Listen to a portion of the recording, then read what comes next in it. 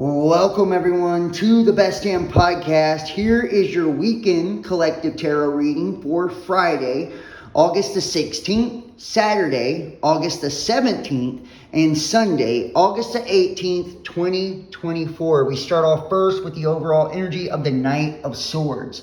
Now, the Knight of Swords is all about, it's being passionate, right? It's someone rushing in, like either trying to avenge something. It can be to create some sort of conflict or overcome some sort of conflict.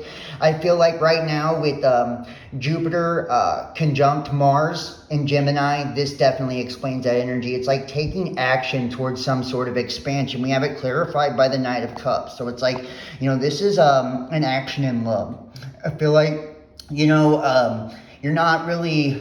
not knowing if it's gonna last, if it's gonna be promised tomorrow, right? Like we see the Knight of Cups a lot of times as a wishy-washy energy, but to me I see like this is, you're following your heart, right? Taking some sort of action to follow your heart. And in the challenge position we have the Five of Cups. So it's like, the challenge is to really, stop mourning the past, right? Stop mourning the past. You see the cups that are already spilled over. There's already been some sort of betrayal in the past, with those three cups. That could be third party energy or just something that failed. But behind you, what do you have? You have the Two of Cups. This is about letting the past be water under the bridge, right? And moving forward, moving towards your Two of Cups, which you actually have in the future. So it makes a lot of sense. It's clarified by the Page of Swords. The Page of Swords is like, looking into something. It can be a spying energy, somebody watching on social media. So there could, feel like there's some sort of sense of betrayal. You could have met this person on social media. But I just feel like it's like watching because you're afraid of the past repeating itself. So being incredibly cautious, needing to overcome,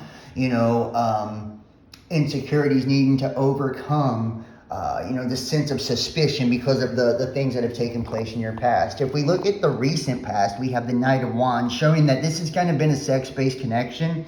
I do feel like whenever you met this person, whenever you guys first got together, this was like more about, passion, the physical, right? There was a lot of chemistry, a lot of sexual chemistry, and there was a lot of fun. I feel like that's what's kind of got you guys going. But we see here in the immediate future, the Two of Cups. This is becoming a more emotional connection where the two of you are both pouring in equally into one another, right? And this is clarified by the Five of Wands. So it's like you're willing to come together and overcome conflicts, and no matter how conflicted you felt about things, you're always willing to to go the extra mile, to give the effort. This is a soulmate energy, twin flame energy, divine counterpart. This is really somebody that's committed, and I feel like you guys mirror each other in a lot of ways. And that could be like what causes some of the doubt here, because when we meet our person and we really start to heal, and it shows, the focus is healing, right? With the Nine of Wands, the Wounded Warrior card clarified by the Page of Cups. It's like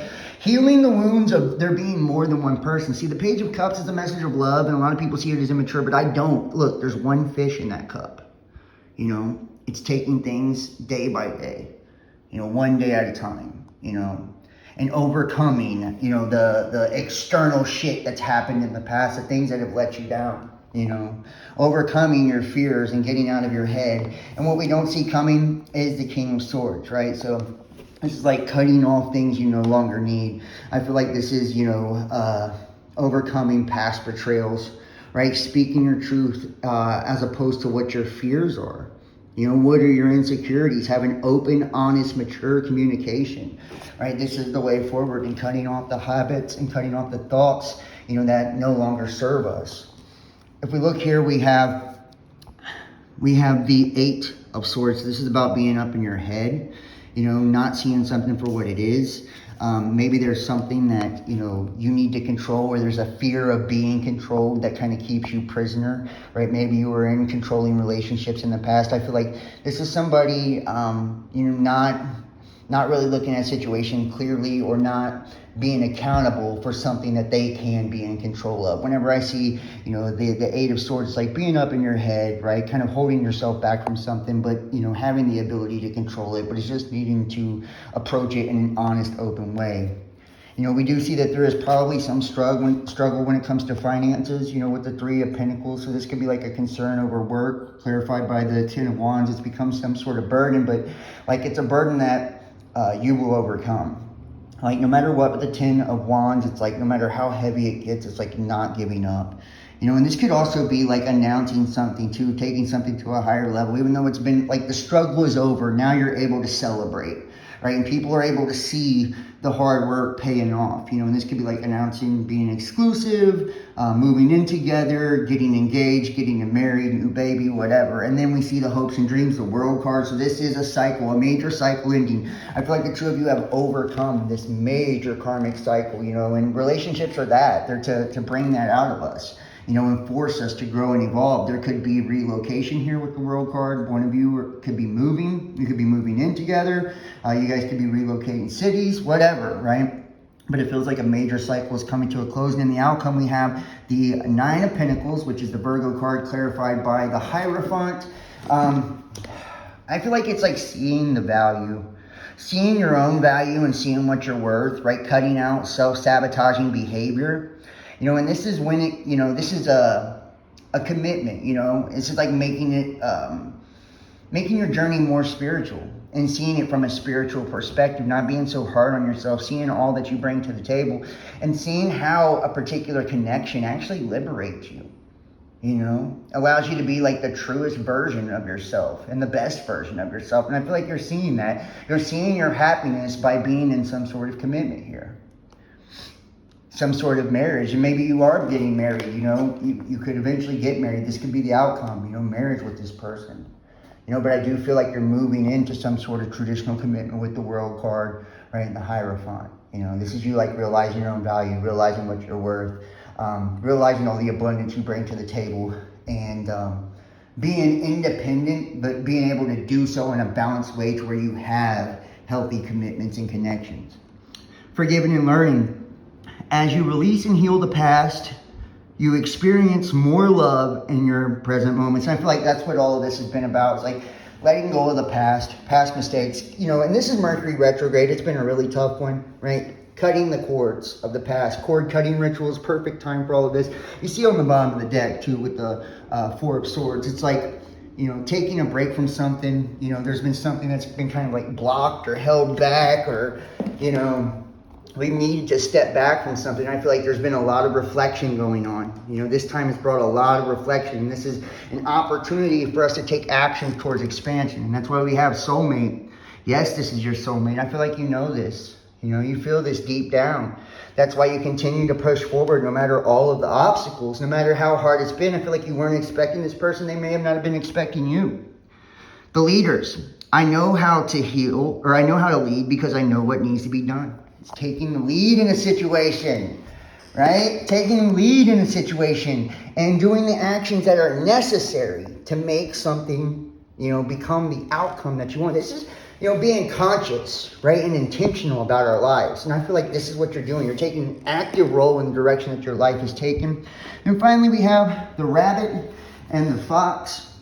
And reading from the book, it says, ever wonder why there's a rabbit on the moon? Of all the creatures on earth, the rabbit was the most generous.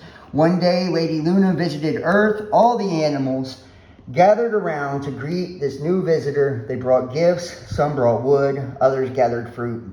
The fox gathered fish from the river, while the poor rabbit offered grass. The rabbit told the lady to make a fire from the grass and the wood. In return, he offered his body so the lovely lady would live. In return, she brought the rabbit back to life and took him to the moon to always live with her. The meaning is generosity begets gifts. Always offer what you can. This is about being selfless, right? For love. And receiving something priceless in return. Something bigger and greater than you ever could have expected. This is actually a really beautiful reading. It's like taking a chance on love. Healing the past. Healing the trauma. Going with the flow, doing it day by day, and pursuing growth, pursuing getting better individually, knowing our value, our worth individually, cutting out toxic habits, self-sabotaging behaviors, right? Learning to communicate, to open up, to heal, and pursue something, that's gonna, really be reflective of the lifestyle we want and the happiness we want to feel inside with someone we want to feel that with.